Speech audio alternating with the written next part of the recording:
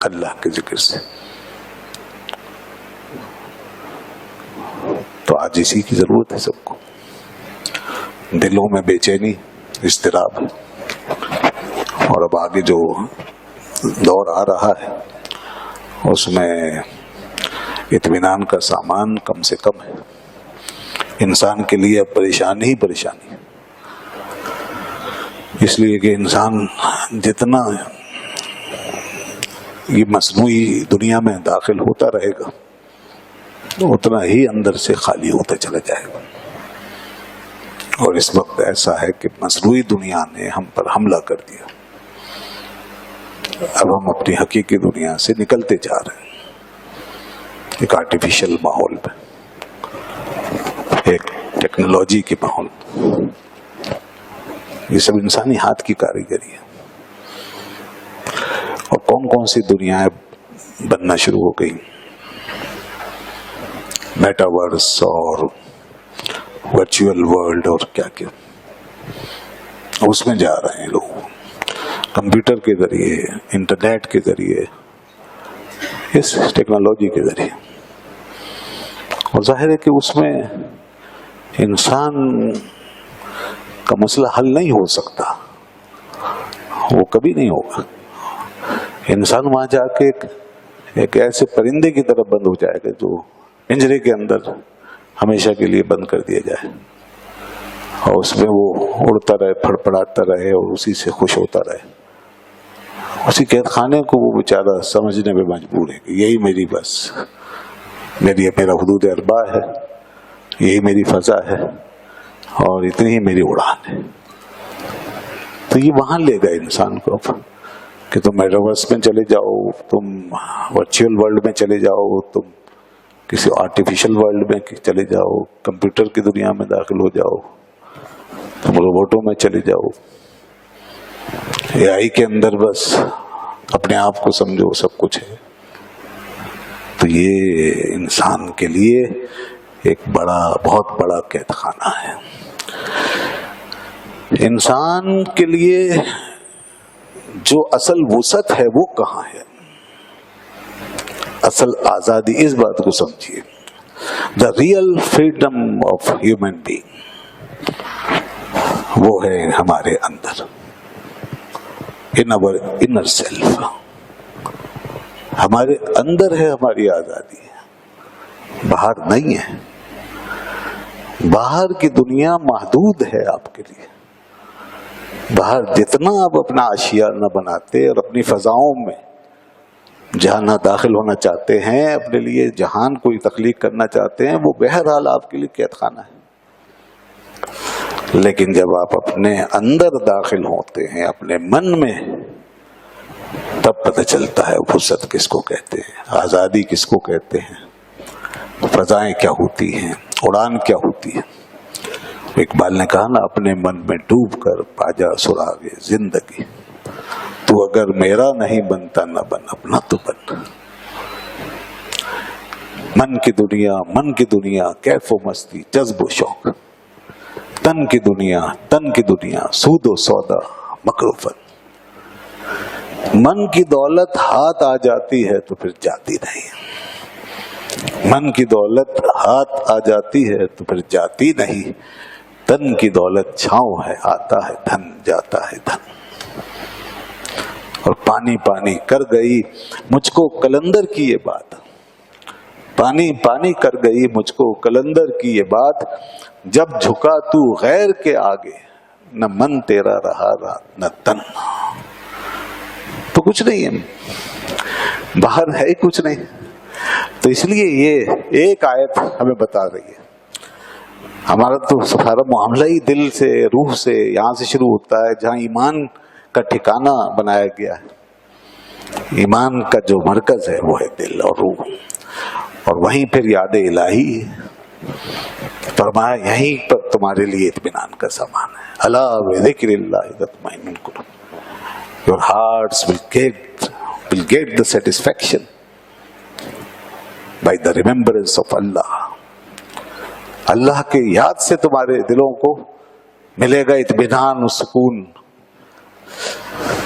تو یہ ایک بہت بڑی بات ہے یہ، مطلب اس کو آپ اس طرح بھی لینا، اس کا ایک ہم تجربہ کریں اور اس کو آزمائیں اور ٹیسٹ کریں. یہ گویا کہ اندر کے معجزے ہیں جو ہمیں بتائے گئے ہیں، اندر کی جو سائنس اور میریکلز ہیں وہ بتائی جا رہی ہے اس کے ذریعے سے. دین کے معجزے صرف باہر ہی نہیں نظر آتے، ہم اس بات کے خوگر ہو گئے کہ ہمیں باہر کوئی کرشمے نظر آئے. ہمیشہ جو چیز دکھائی دے باہر کی دنیا میں دکھائی دے، کبھی ہوائیں ادھر ادھر، تو کبھی پہاڑ ادھر ادھر، تو کبھی اور کوئی بہت ساری تبدیلیاں کائناتی کاسمولوجی کی، یہی ہم دیکھنا چاہتے ہیں. دین کہتا ہے نہیں، یہ ساری جو علامتیں ہیں اس سے باہر نہیں ہیں. There are some signs and miracles in your heart, in your inner self. If you explore that, if you go into your inner self, you will find these signs and miracles.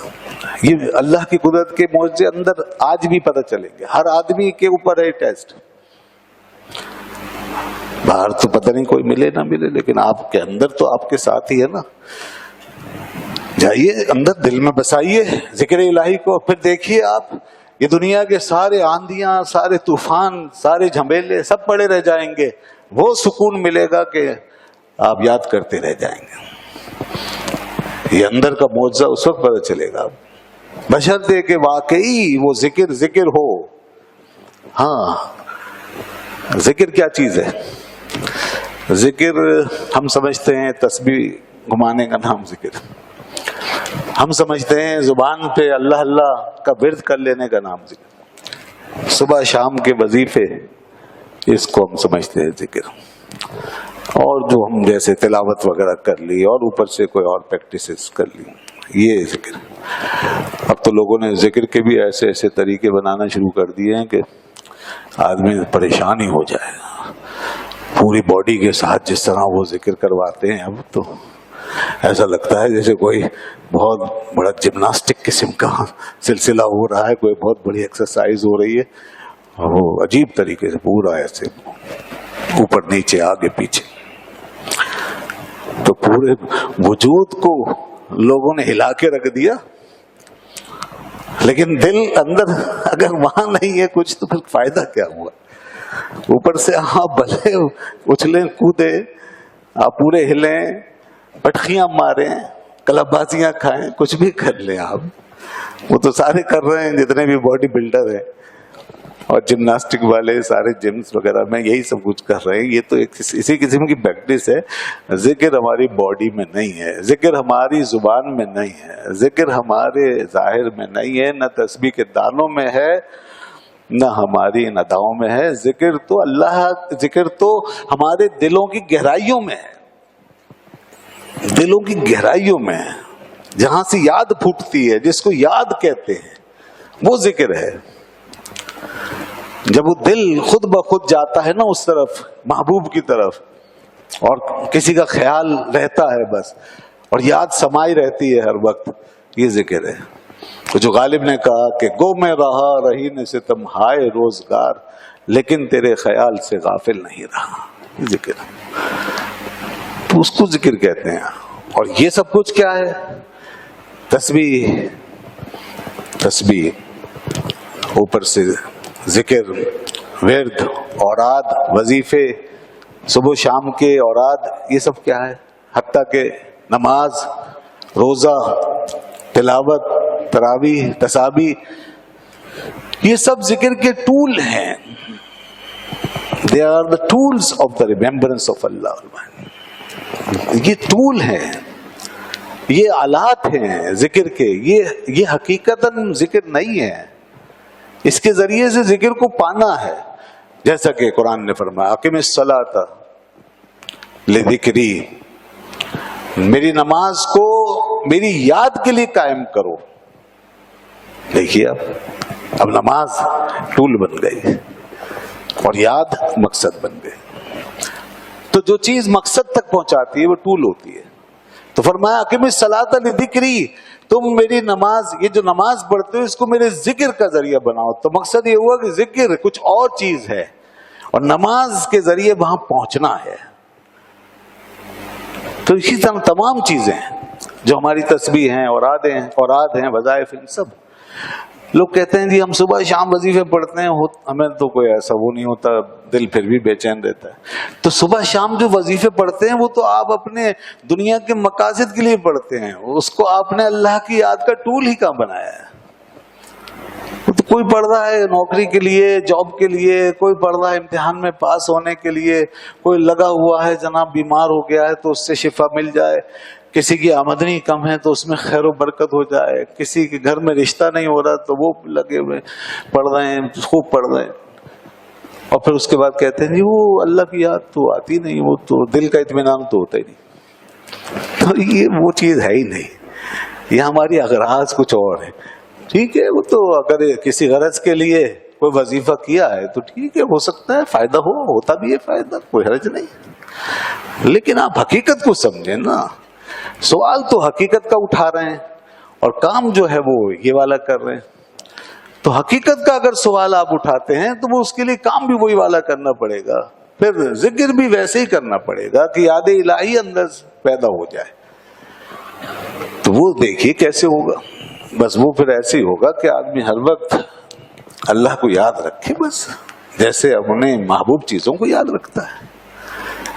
تو پھر دیکھیے انشاءاللہ پھر ہر عمل آپ کا وہاں لے جائے گا آپ کو. تو اس وقت اندر سے وہ سیٹسفیکشن پیدا ہوگا.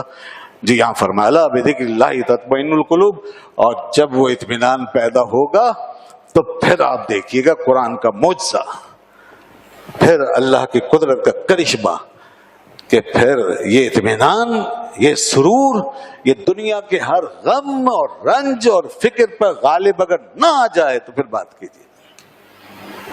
اسی کو تو کہا میرے اولیاء کی نشانی ہے لا خوف علیہم ولا هم یحزنون. کون سی طاقت ہے جس کی وجہ سے نہ کوئی خوف نہ کوئی غم. neither they have fear, any fear, no they are grieved. نہ تو وہ کوئی فیئر، کسی خوف میں مبتلا ہے، نہ کسی غم میں.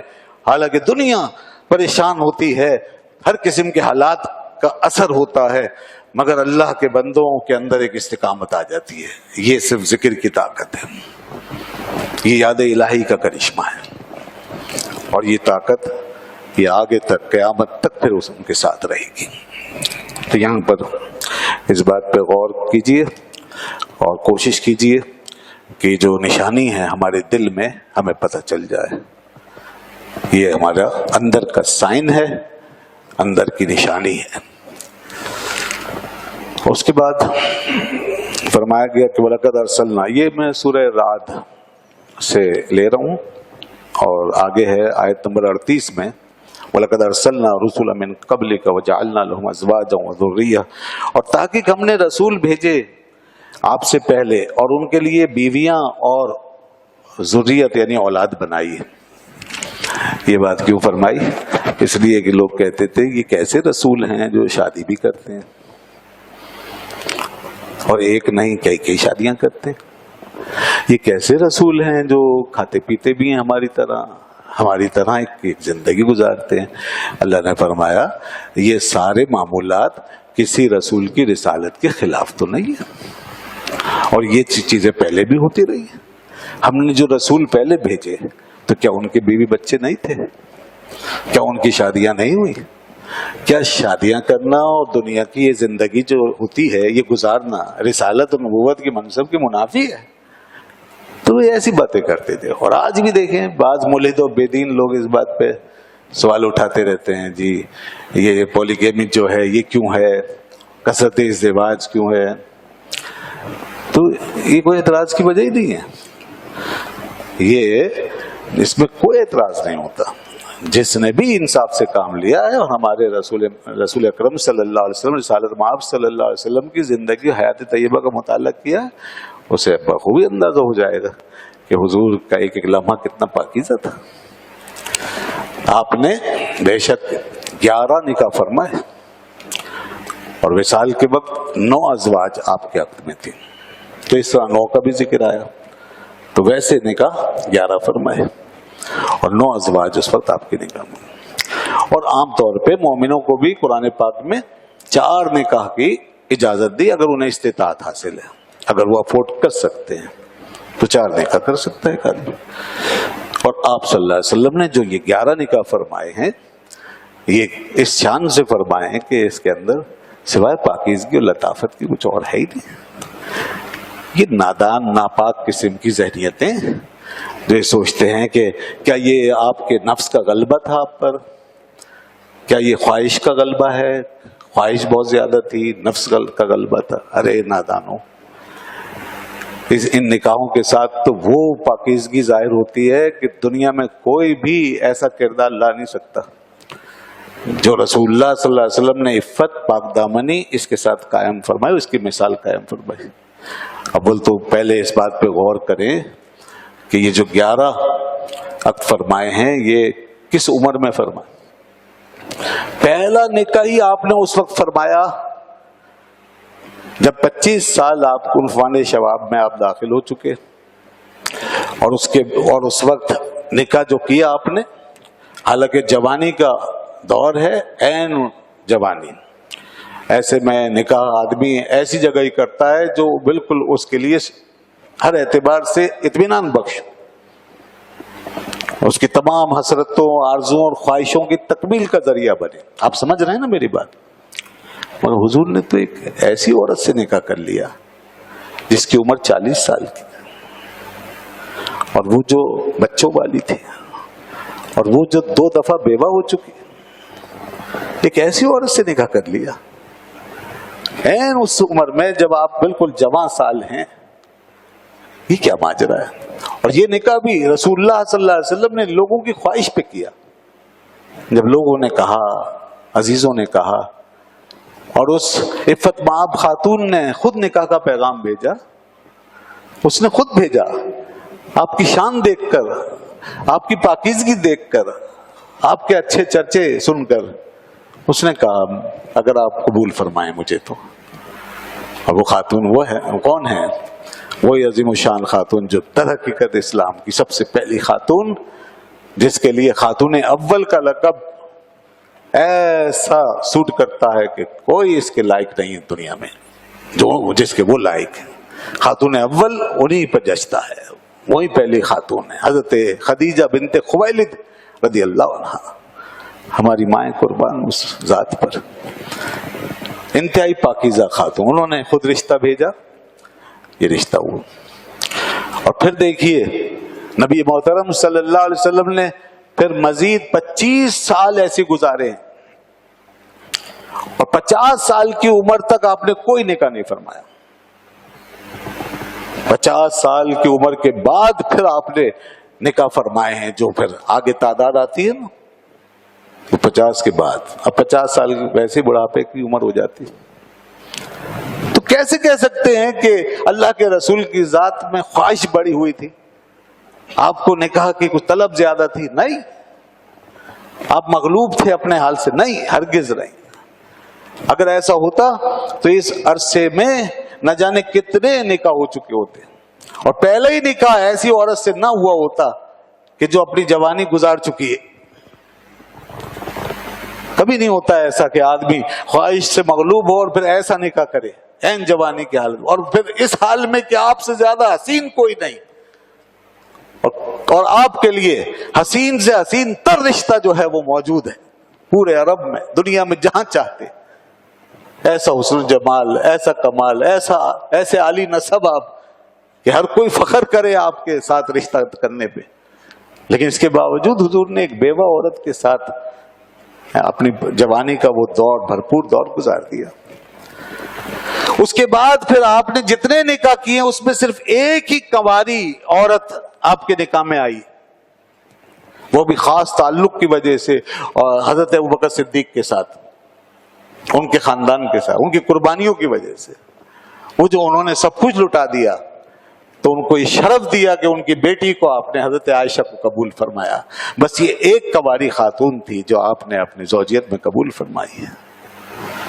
اس پہ بات کرتے تم. اور یہ نکاح بھی اللہ نے وہاں سے इशारा हुआ कि ये निकाह हो, जिब्रील आए, तस्वीर दिखाई, ये आपकी ज़ौजा बनेगी। हुजूर की ख्वाहिश कहाँ है, रसूलुल्लाह कहाँ इस तरफ माइल है। और फिर उसके बाद सारी औरतें जितनी हैं वो सब मुतल्लका हैं, बेवा हैं। उनको आपने सहारा दे दिया, उनको अपने काशाने अक़दस में ला करके उनको सहारा दिया। और फिर इन निकाहों के पीछे आपने जो ताल्लुक पैदा किया उन कबीलों से, खानदानों से, वो तबलीग, दीन की तबलीग के लिए एक जरिया बना, उससे आसानी पैदा हुई। उलमा ने एक हिकमत ये भी लिखी कि वो जितने निकाह थे उसमें ये हिकमत भी थी कि उसमें जो कबीले थे बड़े बड़े, उनसे ताल्लुक और रवाबित पैदा हो गए। तो बहरहाल 50 साल की उम्र के बाद आपने ये निकाह फरमाया। और लोग कहते हैं कि ताद्दुद अज़वाज, अरे रसूलुल्लाह की शान तो बहुत बड़ी है, हुजूर की कुव्वत और ताकत के लिहाज से अगर बात करो तो रसूल खुदा ने जैसा सब्र किया है और जिस तरह आपको कंट्रोल हासिल था अपनी जात पर, दुनिया में कोई शख्स इसका एक शम्मा भर भी मुजाहरा नहीं कर सकता, इसका उशरे अशीर भी नहीं ला सकता। और तो और अंबिया किराम की सफों में भी ऐसी मिसाल आपको नहीं मिल सकती। मालूम है क्यों? ये बात मैं हकीकत की बुनियाद पे कह रहा हूं। रसूलुल्लाह को जो ताकत हासिल थी वो 16,000 निकाहों की थी। बैक वक्त 16,000 निकाहों की ताकत आप रखते थे अपने जिस्म में, अपने वजूद में। क्यों? वो इस तरह बुखारी शरीफ में है कि आपको जन्नत के 40 मर्दों की ताकत हासिल, जन्नत के 40 मर्दों की ताकत अल्लाह ने आपको दी थी, ये बुखारी शरीफ में। और तिरमिज़ी शरीफ में है कि जन्नत के एक मर्द की ताकत दुनिया के 100 मर्दों के बराबर।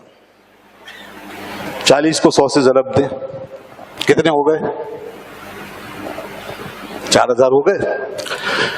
4,000 दुनिया के मर्दों की ताकत है। रसूलुल्लाह सल्लल्लाहु अलैहि वसल्लम के पास दुनिया के 4,000 मर्दों की ताकत है, 4,000। और दुनिया में एक मर्द को कितनी शादियों की इजाजत है? 4। तो 4,000 मर्द, 4 को 4 से ज़रब देते 16,000। 16,000 निकाहों की आप ताकत रखते हैं, क्योंकि दुनिया के 4,000 मर्दों की ताकत आपको दी गई है। तो आप अब वही उसी कायदे के मुताबिक कि एक मर्द 4 निकाह कर सकता है, तो आप 16,000 निकाहों की ताकत रखते थे। और जो हस्ती 16,000 निकाहों की ताकत रखकर सिर्फ 11 निकाहों पे इक्तिफा कर ले, बताइए उससे ज्यादा सब्र किसने किया दुनिया में? उससे ज्यादा सेल्फ कंट्रोल कहां पाया जा सकता है? इससे ज्यादा इफ्फत माबी कहां हो सकती है? किसी के पास अगर ताकत बड़ी हुई हो, वो ज्यादा निकाह करने की ताकत रखता हो, और फिर उसका तकाजा पूरा ना हो सकता हो, तो उसकी क्या हालत होगी? क्या वो अपनी हयादारी, अपनी शर्म, अपना सुकून, अपनी यकसुई बरकरार रख सकेगा? क्या उसकी शख्सियत के अगर कोई गुनाह ना भी हो उससे, तो क्या उसके अंदर वो यकसुई, वो सुकून, वो इस्तिकामत पाई जा सकती है? नहीं होगा। लेकिन उधर देखें कि 16,000 निकाहों की ताकत के बावजूद अल्लाह का रसूल इस्तिकामत का पहाड़ है, सुकून का दरिया है। कहीं जज्बातियत नहीं है, कहीं हेजिटेशन नहीं है, कहीं अफरा तफरी नहीं है, कोई इंतशार नहीं है।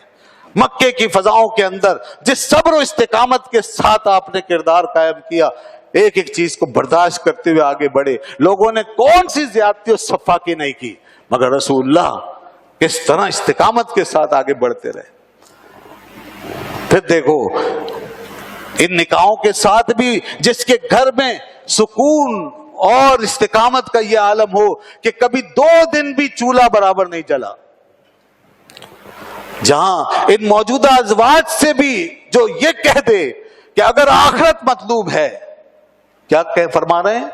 ये कुरान की रूह से सूरह अहज़ाब में आगे आ रहा है, अगर तुम्हें आखिरत चाहिए तो हमारे साथ चलो, और अगर तुम्हें दुनिया की जिंदगी चाहिए, इन कुन्तुन्ना तुरिदनल हयात दुनिया व ज़ीनतहा फतआलैन उमत्तिकुन्ना व उमस, हम आओ फिर तुम, अगर तुम दुनिया की जिंदगी चाहती हो और इसकी जीनत, तो फतआलैन आओ फिर, उमत्तिकुन्ना व उसर्रिहुन्ना सराहन जमीला, फिर हम तुम्हें दुनिया की दौलत से नवाज के रुखसत कर देंगे। बताइए कि जिस हस्ती में इतनी ताकत हो, अल्लाह ने इतने निकाहों पे जिसे कुदरत दी, उसकी जिंदगी में इतना सुकून, इतना ठहराव, ऐसा नज़्म ज़ब्त और इन अज़वाज के साथ इस तरह का एतदाल। फिर तारीख गवाह है, सुन्नत और सीरत की किताबें, कि आपने अपनी तमाम इन अज़वाज के साथ जो हुस्न सलूक फरमाया है, सुभान अल्लाह, कि इसमें अल्लाह ने आपको इजाजत दी, हालांकि कि आप इसके पाबंद नहीं, आप घर में इख्तियार रखते हैं इन अज़वाज के मामले में कि आप इनके साथ चाहें तो बराबरी फरमाएं, चाहें तो अपनी तरजीहात पे चलें, क्योंकि आपको बाहर बहुत काम करने हैं। लेकिन अल्लाह अकबर, रसूलुल्लाह ने इस इख्तियार के बावजूद अपनी किसी ज़ौजा को शिकायत नहीं होने दी, किसी ज़ौजा को शिकायत नहीं होने दी। आखिरी वक्त में भी जो बीमारी वाली हालत थी, मरजुल मौत, उसमें भी आपकी बारी किसी और ज़ौजा के यहां थी, और उस वक्त आप चाहते थे कि मैं आयशा के पास चला जाऊं, ये आखिरी लम्हात वहां गुजरे, तो अपने उन ज़ौजा से इजाजत लेने लगे कि अगर तुम मुझे इजाजत देती हो तो मैं इस आखिरी बीमारी में आयशा के पास यहां चला जाऊं। ये हाल है उस हस्ती का, अदल का ये आलम है। और फिर एक बात और सुनिए कि आपने इस सारे बात की जिंदगी में, जिसमें कि ये सारे निकाह हुए, आखिरी वक्त तक उस बूढ़ी माई को कभी भुलाया नहीं है। बताइए, जिसमें हिर्स हो, अगर खुदा न खास्ता हिर्स होती, नफ्स होता, ख्वाहिश नफ्स होती, तो आदमी तो आगे देखता है और मजे करता है। और ऐसी जवान जहान औरत एक जबकि निकाह में है जो इंतहाई खूबसूरत और हसीन है, हजरत आयशा की सूरत में, उस जवान कंवारी औरत के सामने उस बूढ़ी माई हजरत खदीजा को याद करते, यहां तक कि वो कभी कभी चिढ़ कर कहती थी कि आप तो बस उन्हीं की बात करते रहते हैं, आप तो बस उन्हीं की बात करते रहते हैं।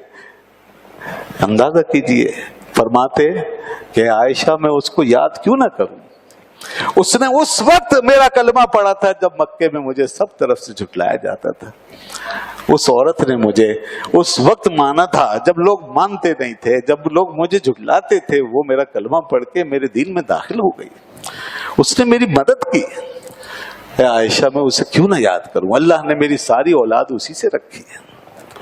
और आपको हजरत सैयदा तैयबा ताहिरा फातिमतुज़ ज़हरा रज़ी अल्लाह अन्हा जो आपकी लख्ते जिगर हैं, उनसे सबसे ज्यादा मोहब्बत की एक वजह यह भी थी कि वो हजरत खदीजा का अक्स थी। सैयदा खदीजा अपनी वालिदा माजिदा का अक्स थी, और हुजूर उन्हें देखते फरमाते, देखो खदीजा ऐसे ही चलती थी जैसे फातिमा चलती है, खदीजा ऐसे आती, खदीजा ऐसे बैठती थी। तो जिसने इस तरह एक बूढ़ी माई को भी आखिरी वक्त तक न भुलाया हो, उसके अंदर कहते हो कि नफ्स, तो भला नफ्स की पाबंदी की है। ये किरदार की अजमत है, ये इंसानियत की अजमत है। आप जैसा किरदार कहाँ मिल सकता है। इसलिए दोस्तों, कभी इन जालिमों की बात न सुनना अपने नबी के बारे में।